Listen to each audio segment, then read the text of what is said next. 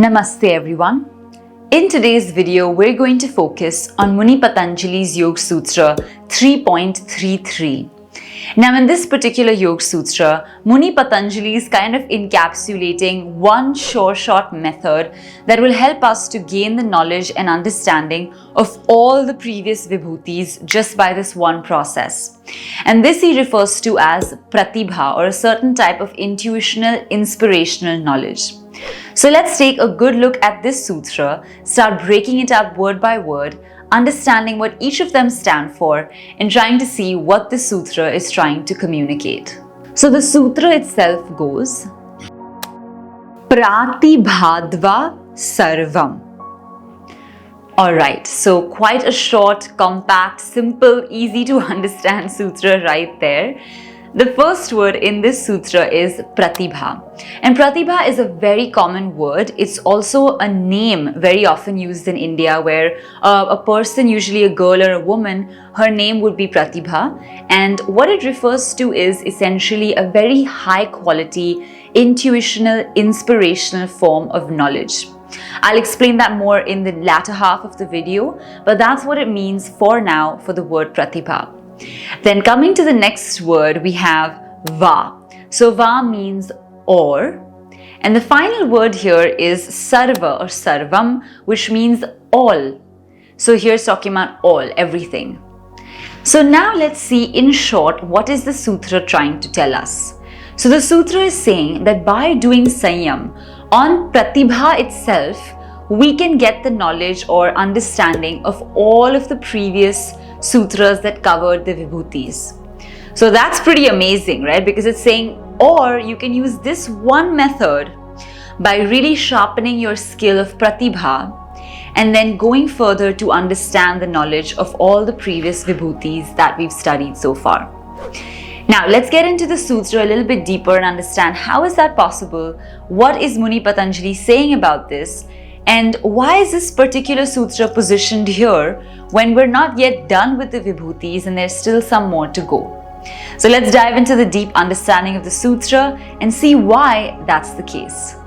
Alright, so in this particular sutra system, what is happening is Muni Patanjali is kind of saying, alright, I've given you a long description of a lot of different subjects in the previous sutra, and I've kind of helped you to understand how all of these work, etc. But now here's this one alternative method which is going to help you to understand the knowledge of all of those previous sutras through one method. And again, this is important because the sutra has been placed in such a way that it's most likely referring to the previous sutras and the vibhutis attained from them. That's really important because the sutras that come after this are now explaining, vibhutis that are really highly spiritually inclined and that can be used as powers as well.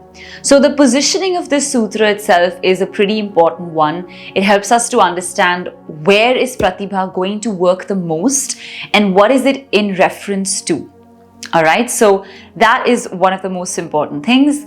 Now, getting into what is Pratibha, right? Like if it's such a great means to do Sanyam, then, how do we do it? What is it about?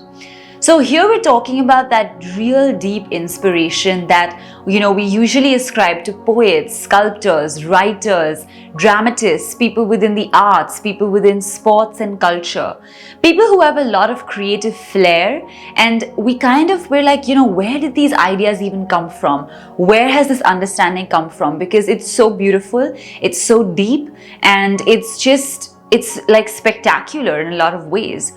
For example, we look at Shakespeare's work and there's so much of it and in so much great detail, and we're just amazed by the sheer intensity of creative understanding. And the same way across all Indian philosophy, you look at some of these books, you see just how deep they are, how creative they are, and it's like, where is that intuitional inspiration coming from?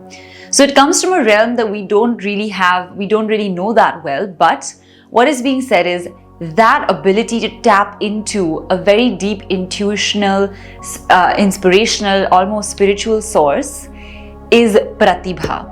So usually for artists, etc., that Pratibha is pretty strong, but it's not yogic in that sense, because sometimes we say, an artist has created a painting like a masterpiece, but now they can't repeat it. So they're not able to repeat it necessarily because they don't have yogic control over that process. So when that flash of inspiration comes, it comes and then it's gone, right? So a lot of times we say people have a creative block because it's kind of like saying that at some point that pratibha comes, but at other points it's not there and I can't control it. So what yoga is saying is to go a few steps beyond that. It's saying, no, pratibha can be within our control at any given point of time. That intuitive flash can arise in our minds, especially if we train for it. So that is the difference between normal pratibha that comes to a lot of people just because of their powers of intuition in general, versus when they train for it and they actually make it a conscious process.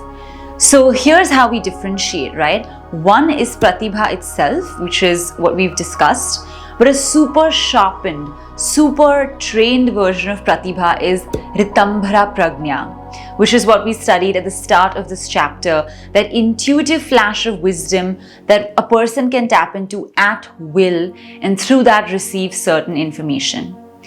So in this sutra, Muni Patanjali is saying that here is the key. You need to sharpen your sense of pratibha, because honestly, when I read the sutra, to me, pratibha sounded like an antenna, right? I was like, okay, if I'm a transmitter, or I'm like a television, I'm trying to receive information.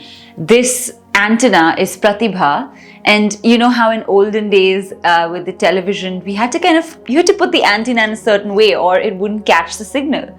It's kind of like the same thing where your power of pratibha needs to be strengthened in a particular way so that at any given point of time you receive the signal and the information that you are trying to receive from any object that you wish to focus on, especially the objects that have been mentioned in the sutras before 3.33. So this is a really, really incredible thing that we're being taught. It's really fantastic to know about this, and I think that again, when we hear these things, it sounds really far-fetched. But when we think about it a little logically, we're like, yeah, okay, maybe this could be possible. It's just very abstract, very subtle. But through meditative processes, perhaps something like this could actually be achieved and worked towards.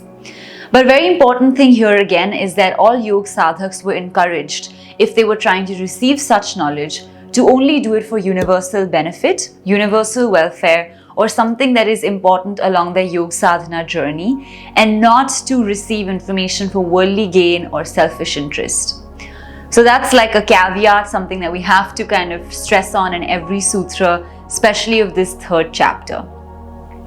So I hope this sutra has helped you to understand the concept of pratibha a little bit better, why it has emerged in this particular sutra, and how it's being given as almost one, like a one-size-fits-all alternative for all the previous subjects and alambanas that we were using. So that's all for Sutra 3.33. I hope you enjoyed today's video. If you did, please don't forget to give it a big thumbs up. Leave your comments in the comment section below. Let us know what you think, how you feel about pratibha. Have you experienced pratibha in your own life? And also don't forget to share this video with your friends and family, especially those undergoing their yoga teacher training or studying yoga philosophy. And also please do support the channel by subscribing to it, because we release new videos every single week. Now we can't wait to see you in the next video or in our next class, course or workshop, the links for which are all in the description. So we're going to look forward to seeing you at the next one. Until then, take care, and we're going to see you very soon. Namaste.